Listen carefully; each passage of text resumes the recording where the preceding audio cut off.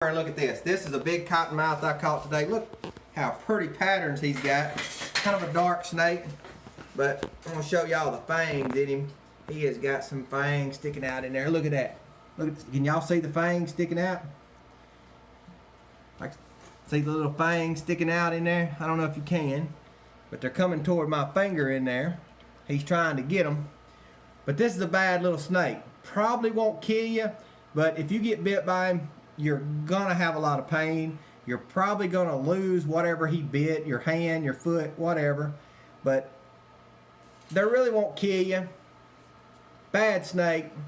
We got a lot of them here in Louisiana. We're gonna relocate him somewhere else where he don't really get hurt, or he don't hurt nobody, because we got a lot of kids around here. But we caught him here. Gonna have to take him off somewhere. Just showing y'all his fangs and how pretty he is. But bad snake.